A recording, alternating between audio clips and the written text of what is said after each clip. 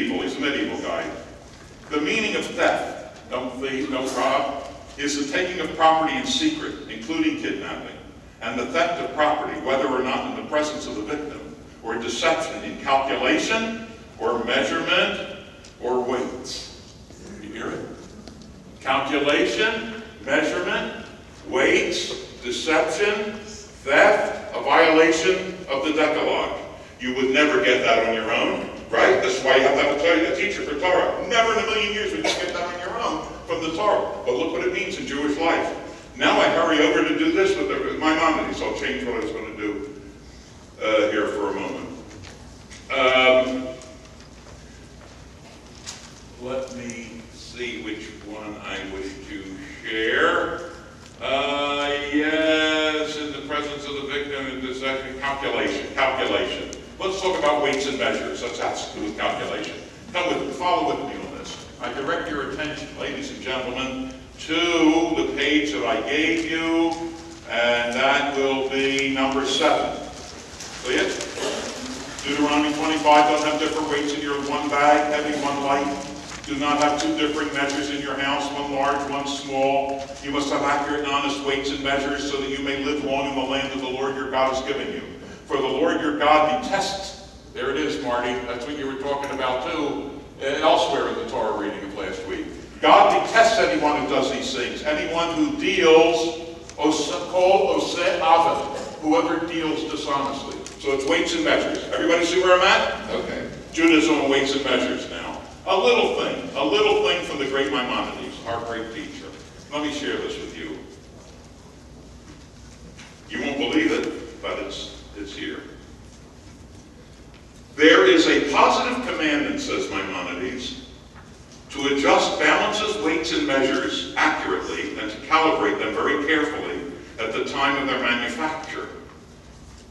He's also taking he didn't invent all of this. He's giving us a summary of all the Jewish law that preceded, essentially, from the Mishnah, and he's going to add some 2 things. For Scripture says, just weights, just balances, and just ephah, just weights and measures. Similarly, in measuring land, get ready, great care must be taken to calculate the area of land according to the principles laid down in the works of geometry. For even a finger's breadth of land should be regarded as it were filled with saffron. A land surveyor should not measure one person's share in the summer and another person's share in the winter, because the rope shrinks in the summer. You hear it?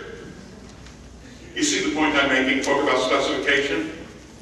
This does serve my purpose of illustrating. Here I go to Maimonides, it's the 12th century, to make the point. He used the same rope, and I have to allow for shrinkage. This is business ethics. This is what the Torah demands from us in terms of our living our lives and interacting with other people. You wonder how you can get a Bernie Madoff out of a tradition as rich and as glorious as this, don't you? I wonder about it too. Except that it's clear to us more and more that we learn that he wasn't particularly Torah-driven. You got $1? But this is the point you want to carry away with you. That we do not predicate our social behaviors on principles of romantic involvement. That is to say, you're good and I'm good, we'll all do the right thing. That we don't take generalities, love thy neighbor, love yourself, love other people. These are not the imperatives of Jewish life. The imperatives of Jewish life are what constitutes usury. The imperatives of Jewish life is what was the condition of the rope that you used in order to measure the real estate tract, and by what book of geometry did you consult to find out that your land measurement was correct. You see my point? Honest weights and measures. In fact, the Torah says you shall not have in your house uneven, dishonest weights. Maimonides and others, he gets it from other sources, says that means that you can't even use an old scale as a urinal in your own house, because if it's a scale that was not accurate, you're not allowed to own it. You can't even pee on it. It's amazing to me. I must tell you that. I share this amazement, this wonder with you. I am not permitted to own the thing because the Torah says I must not own it.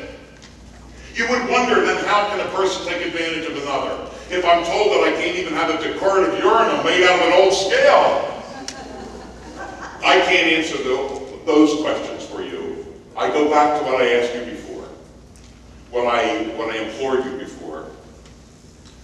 What constitutes Jewish authority in my life? What is our view of the just society? These are my questions again. What does the rule of law mean in securing a just society? How far can and should Torah go to make that just society? What can the Gentile world learn from our Torah as best practiced by Jews who take this stuff sincerely and seriously? If I felt more passionate about the topic, I would have said it more anxiously and more energetically. But I finish with this, and then I want to take a question or two, and we're done.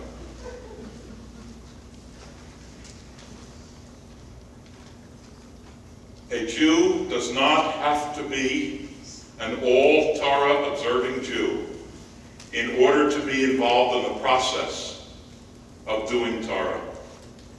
In my mind, this is one of the most significant messages that Judaism teaches itself and to the rest of the world, and one that I cannot desist from sharing with you in terms of final words here.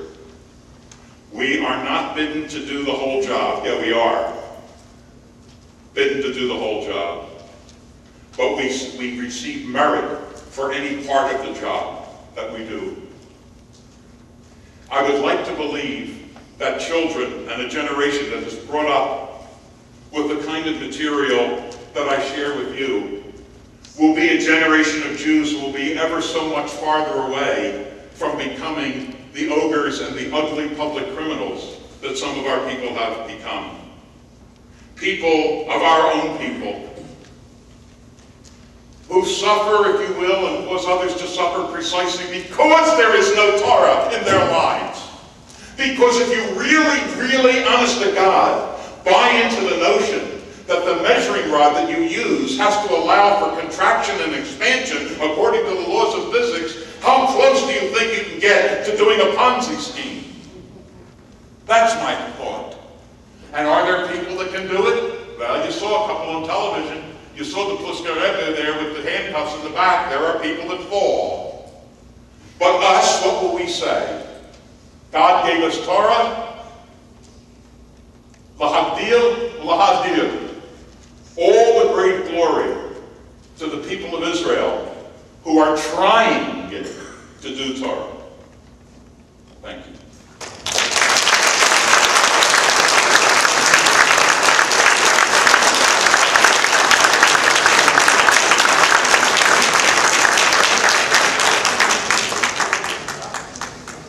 Can we do 5? Is that 5 minutes of question? Do I read hand signals or what? In the pits by that week, it means take an order 5 lots. Okay, here we go.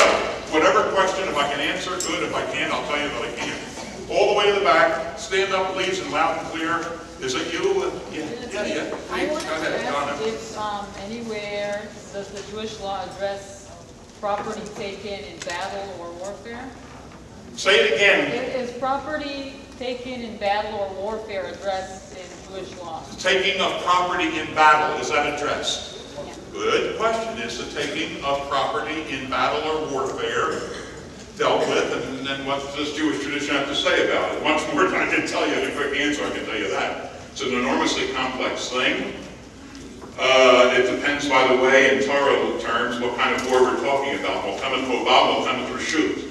Is this a war to defend the life of Israel? That's called Chovah, obligatory. Or Milchemet Reshut, an elective war for territorial expansion or whatever.